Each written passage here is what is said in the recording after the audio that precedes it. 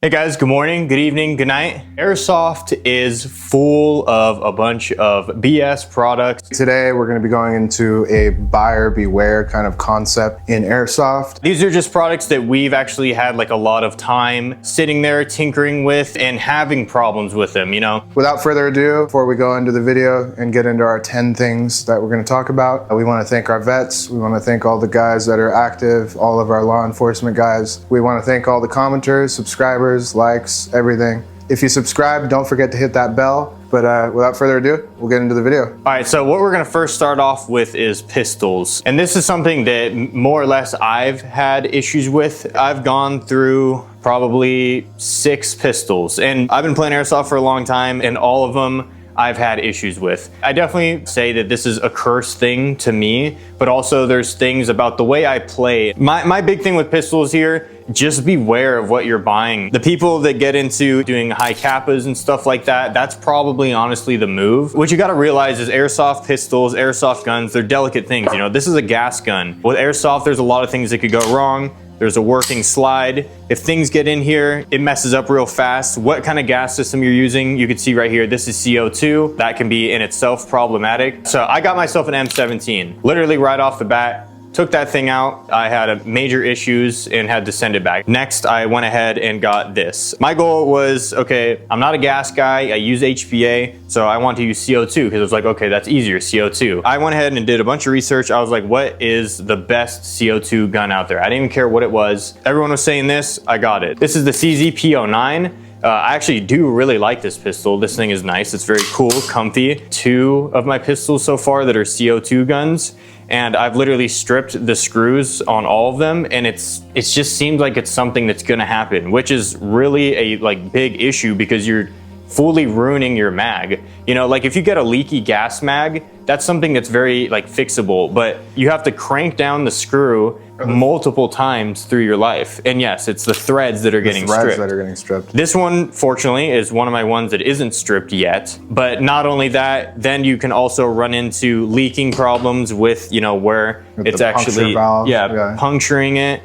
So there's a lot of things that could go wrong with CO2. Pistols, to start off, is probably something that's a little bit more controversial because it's just my experience, but it definitely would be something that I don't think I would ever tell anyone, oh, get into Airsoft, buy a pistol first. I would never do that. Last part I want to talk about with pistols goes back into them being delicate, and also it really revolves around your play style. When I play Airsoft, you know, I'm not afraid to go prone. Every single time that I've played with my pistol holstered in my belt, when I'm done, I pull it out and it is caked in dirt. It's like literally unusable. That's a you thing. It is a me thing, yeah. Once you do that, you should be able to trust that you get a little bit of dirt on your gun that you can shake it off and it'll function properly. But most of the time, you get it just dirty enough and it's not gonna wanna work for you. And you don't wanna keep using it because all you're gonna do is just wear it out. Yeah, mess it all up. My experience has just been unreliable with pistols. And if you are somebody that wants the pistol, invest in a very nice holster, keep dust out of it. That, or keep your pistol high up off your belt. Definitely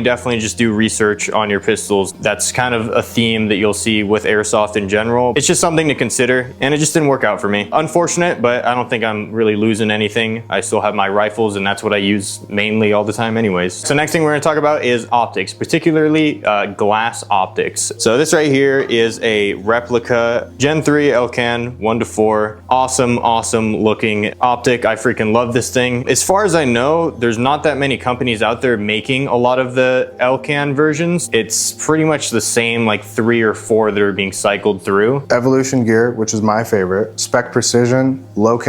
I think G&G makes some. Aries. They make like the British version of the LCAN. This is the one from Spec Precision. My big issue with this, the eye relief. Glass optics, there's a reason why people, when they are talking about real firearms, real glass optics, that most time they're spending more on their optic than the gun. It's very high precision stuff, and a lot can go wrong, especially with these more cheesy companies that make these optics. This optic has horrible eye relief. I'd look down the optic and it'd be grayed out, and by the time I finally figured out where the hell it is, the person would have been long gone. So literally every time I played with this optic, I would just be point shooting. It's supposed to be a 1:4 optic. I'm supposed to have some glass and some zoom and be able to have a little bit of variable there. In concept, it's great. When it comes to airsoft, replica companies out there making this stuff, all I could say for right now is beware of L-cans. Definitely say go for the Evolution gear, because I know for a fact his is a lot better than mine. One thing that does go into this optic itself is the gun I was cloning it for. This is a CQBR, you know, this is for CQB. L-cans on these things are clone correct. That's the iconic look for this gun. When you have a short gun like this, you're not getting precision range. You probably have to let off more rounds. It's just a combination of disaster, because you're spending all that time trying to just look through the optic for no reward. The guy's already gone by the time you've found your picture. There's just so much that goes into fundamentally making an optic like this, like Night Force kind of LPVO style scope. Do your research, really do your research. Optics like this come with a price point. ACOGs are also, you know, notorious for terrible eye relief and a terrible eye box. I do have a bit of a counter argument. If your eye relief and your eye box is a problem, it's a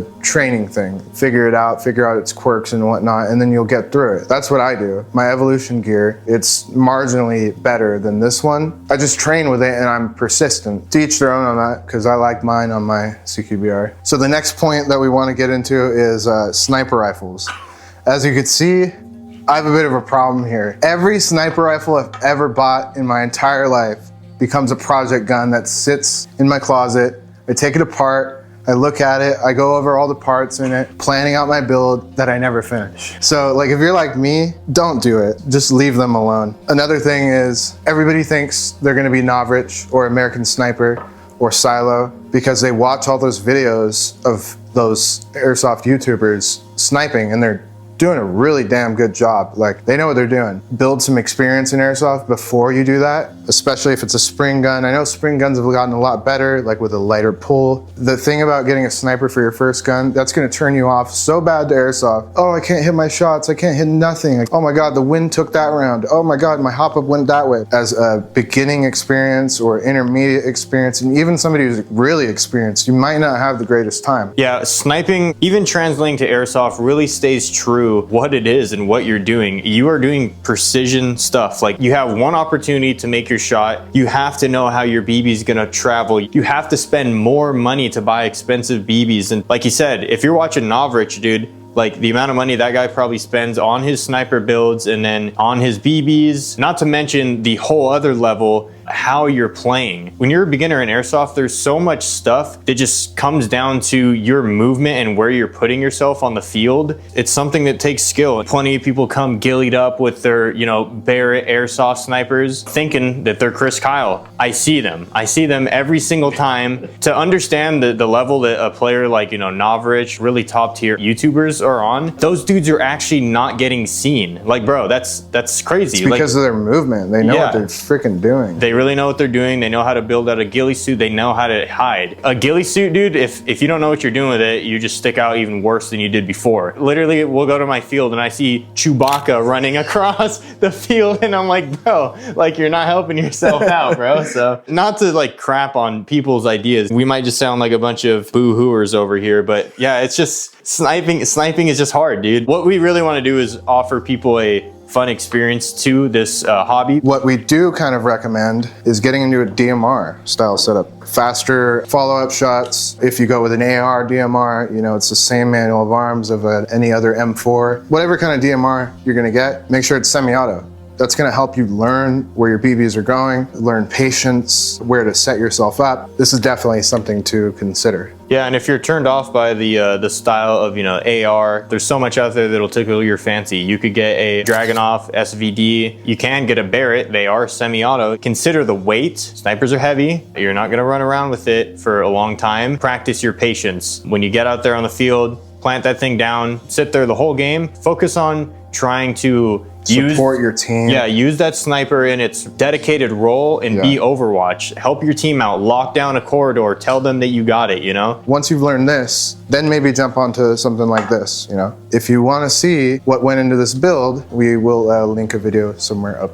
top. The last thing that we're gonna talk about revolving guns is Airsoft Platforms. Buy the platform that you truly want. Like, don't buy the other platform, just go for it, dude. Like, literally just get the gun that you want, do the research, save the money. On the table, we have an AEG, which is, you know, pretty much everybody's favorite go-to. And then we have an HPA, and then we have a gas blowback rifle. I don't know if you guys have watched our videos, but Justin's an HPA guy, I'm a gas guy, all day, every day. This is my old ass VFC 416 CQB that I had sitting in a closet for about 8 years. One day I decided I need a good backup gun. This thing, I sent it in and I had them do up absolutely everything. This thing is a badass AEG. I don't even use this freaking gun, bro. I literally have not touched this gun since you got it up? Yeah, so I upgraded it. I played with it like twice. I haven't played with it in about 3 years. 3 years now. Yeah. Do bring it sometimes as a backup, but I've never actually had to use it because I picked a good gas blowback platform.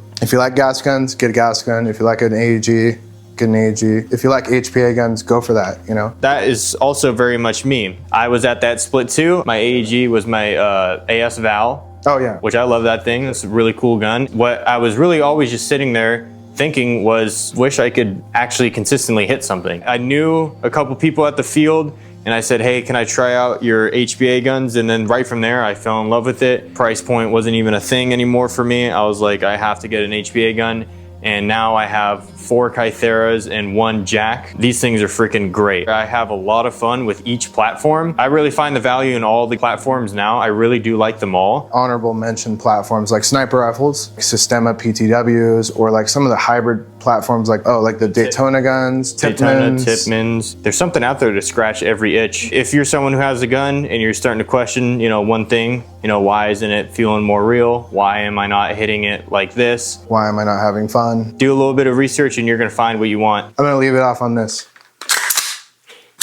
The next major subject that we're gonna be getting into is kit related. My first big thing is going to be pants without knee pads and knee pads themselves. Yeah, I don't know about you guys, but like I already said before, like I was talking about the pistols, when I play getting down, I'm, you know, proning. This is just a standard pair of Army issue BDU pants. You can see I already got a rip in there. I have some built-in knee pads that are also seeing some damage. This is probably my 3rd or 4th pair of pants that have some sort of rip on the knees specifically. And also just the feeling of kneeling down in a bunch of rocks and stuff, and especially BBs, that sucks. It's like stepping on a Lego. Yeah, literally. One thing you gotta think about when you're buying pants, if you're buying surplus stuff, that's just standard Army issue, I just wouldn't say is really built to facilitate combat. Like, but they do use it. Yes, they do use it, but it's not the first goal in mind. And if you think about what you're doing in Airsoft, that is all you're doing. You're putting this on to only fight.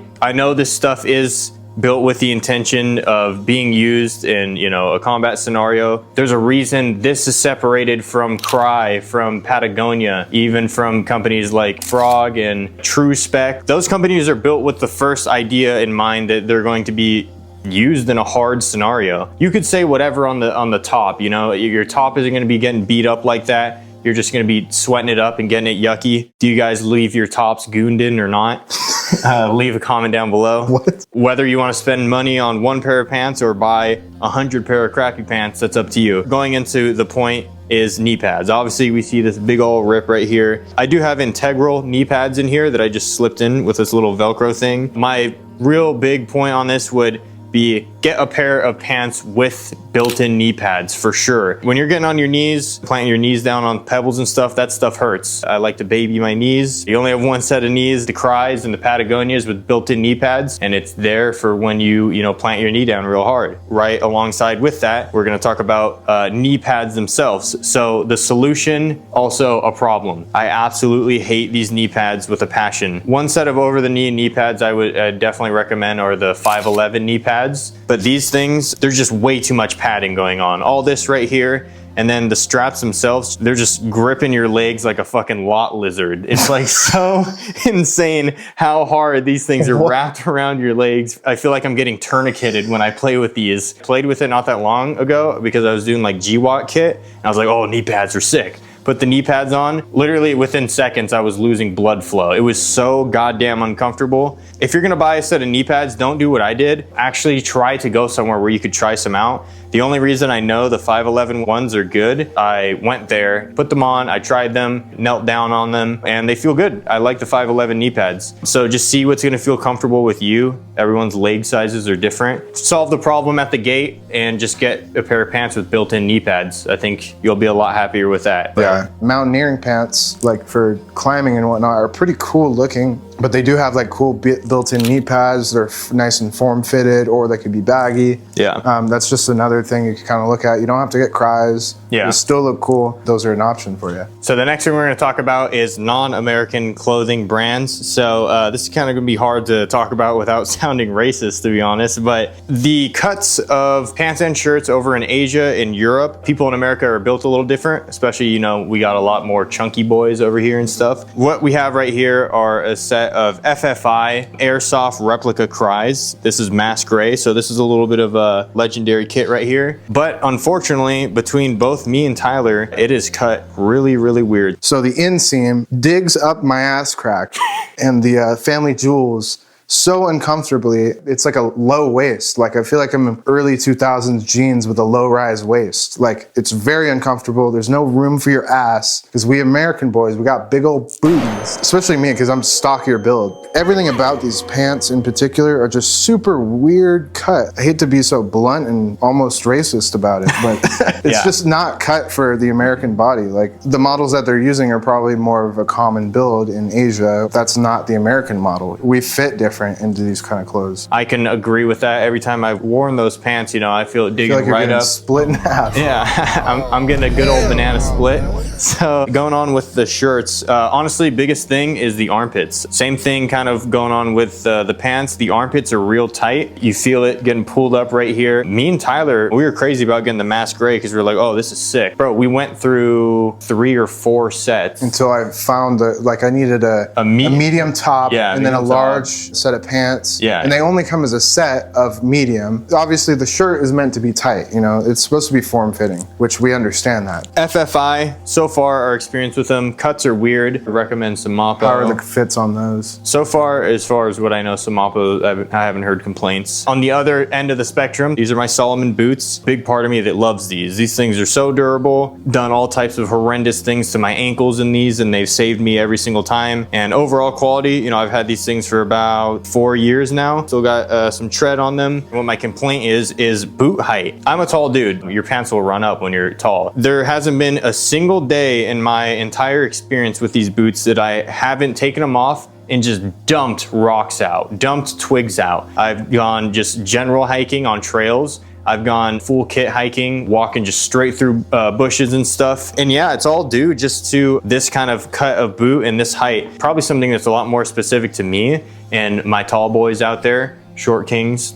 You guys actually win for once. High cuts, I would definitely say, are just a bit more versatile. You could wear them with your pants going over them. You could tuck your pants in, or what you could do is, like he said, get a pair of gaiters if you're running these and just run gaiters. I've been using these things for 4 years. I think it's time for a new pair of boots anyways, so. All right, Chestrigs. Gas mags weigh quite a bit. And if you don't have any weight on the other side of your back, you're definitely gonna be straining your back like a ton. My gun's heavy, my mags are heavy. If you're gonna wear a chest rig and you're gonna run a gas gun, definitely wear some sort of pack on your back with some weight, or just get a plate carrier. Especially if you're running something heavy, like a gas gun with gas mags. A good plate carrier with some good load-bearing capability, yeah. Like the K19 or like the Crye ABS. Take care of yourself, invest in the things that are gonna make you more comfortable. Like I run 6 mags on the front, radio, IFAC. Yeah, all that stuff. Like 6 mags for me is minimum. I like running, like if I could run 8 mags, 10 mags on my rig, I'm gonna run 10 mags. If you're gonna run a chest rig and nothing on your back, you know, maybe do one of those like Spiritus kind of like 3 mag setups. But when you're getting into like heavy combat kind of load where you're gonna be, you know, more than 3, definitely consider putting a counterweight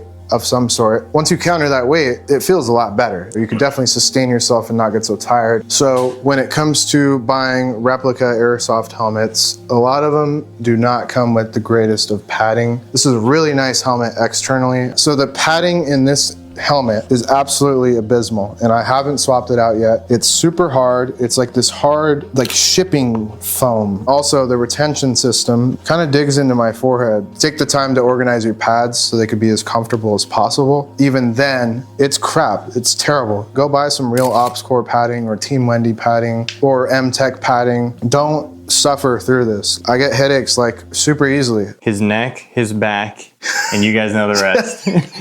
If you're curious about everything that goes into setting up a helmet like this, we do have a video setting up helmets, so go check that out too. All right, and for our last point today, I saved the best for last. My absolutely most goddamn frustrating point ever in Airsoft is going to be comms. For the love of God, I hate Airsoft comms. When it comes to comms, just please do yourself a favor, just buy real comms. Specifically right now, I'm talking about Earpro. I've probably spent $500 in setting up Earpro and stuff like that for it to all not work. Literally almost all of it to not work.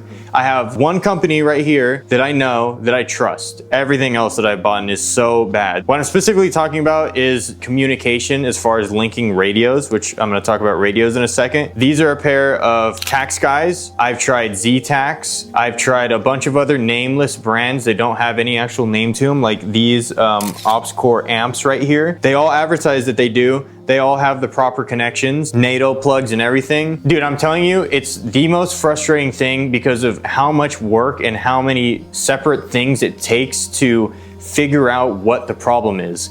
I've bought 5 PTTs. I've heard fairy tales that Z-Tac and Tax Guys have worked for people. Don't do it. Don't believe it, bro. Don't eat your green eggs and ham. It's all freaking lies. They're putting something in the Kool-Aid, dude. Literally, I actually want to rip my hair out right now just rethinking about it. Different comms, different PTTs. You plug in the comm to this PTT, it doesn't work. Sometimes you literally just have to stick the tip in and it works. And then you put the plug all the way in and it doesn't work. And then you try to tape it, so then it kind of works. And then you do that and you bring it to the field and then you've moved it around and it doesn't work anymore. Bro. This out of context sounds crazy. If you only clip that for a moment.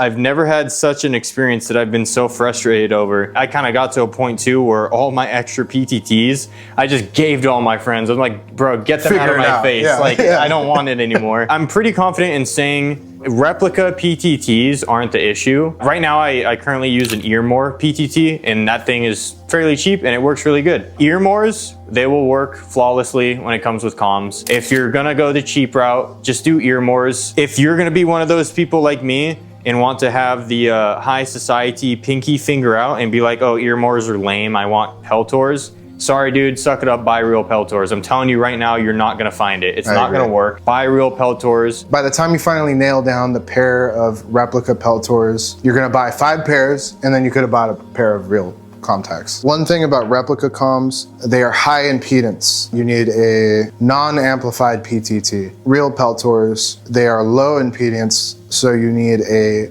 amplified PTT. I have a pair of real Compact 5s and I have a Disco 32 PTT that's amplified, and it has worked for me flawlessly from the day I got it. I never had any issue whatsoever. Don't cheap out, just literally buy the real stuff. What I was looking for, I should have just bought real ones at the very start. Not to mention that also Peltors are actually rated for real firearms. So if you ever do want to go out and shoot some guns, trust your ears. And with the 5s, you could actually use earplugs and put them in earplug mode. And then very briefly, I'm just gonna go ahead and mention radios. So we have Baofangs right here. Baofangs are going to work flawlessly. They're great for what you need in Airsoft. Unless you're interested in actual like learning radios and a ham radio, interested in maybe getting your license, I wouldn't go any further beyond Baofang. You're never gonna need anything more. Walkie-talkies, they're kind of lame with battery life. Start off with a Baofang, learn about radios, learn about channels, and there's a lot to it, so dive in. With my experience, what I want to do is just kind of summarize everything I have right here in front of me. We're going to start off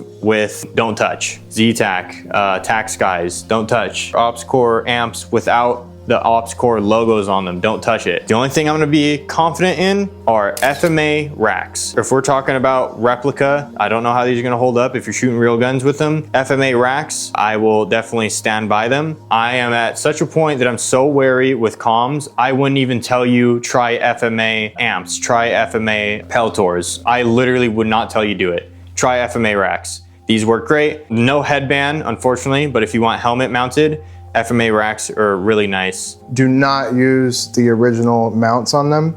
Actually go out and buy a pair of the OpsCore rack ear mounts. Let's talk about walkers. You could do walkers. You could get the little conversion kit where you could have a mic on it. Go with Earmor. Earmor's great. If you're somebody who is saying, I need to spend this price point and it's not Peltor price point, I'm sorry, you're not getting Peltors. Get Earmor. They do work good. Earmors are good. PTTs work great with the FMA paired. They work great. I do actually really like Earmor for what they have to offer. And then very lastly, look at Peltors. Get some on eBay. You get Contact 2s, 200 bucks. Contact 3s, 300 bucks. You can look at 5s now for, 600. You could also look at Liberators. MSA Swordens. Yeah, Swordens. If you want to get into big bucks, look at OpsCore, but those are big bucks. Most hassle-free communication, not worried about Earpro setup, this right here. I run this when I wear my crappy Peltors or my crappy OpsCore amps. I just run this. I'm gonna go ahead and specifically shout out, get one of these B-Tech squawk boxes, because right here, they have a headphone jack. If you want the option to, you could plug in a headphone jack to whatever set of headphones you want. It could be some in-ears or whatever, and bam, there you go. You have in-ear communication. This is a great system and it's very cheap. All right, guys, so with that all being said, these are all things, honestly, that throughout our entire Airsoft experience, trying to solve these problems and caused me a lot of headache. And making a video like this, I think, is important for somebody who is interested into possibly any of these topics here. I hope that our guidance and our suggestions and our experiences have helped you guys change your opinion on, your next purchase. Make sure you're doing the research to learn about like what kind of maintenance your kit needs or your gun needs. Deep dive, make sure you're doing the right thing. Don't listen to misinformation. Work out and drink a lot of water. Buy once, cry once. That's pretty much all we got to offer for you guys today. Hope you guys enjoyed this video. Leave a comment down below on something that's been aggravating you. If you like our channel, you like our content, we link some other videos. Go check those out. Make sure to have fun next time you go airsoft. Yeah. Don't have a headache. See you guys. Later.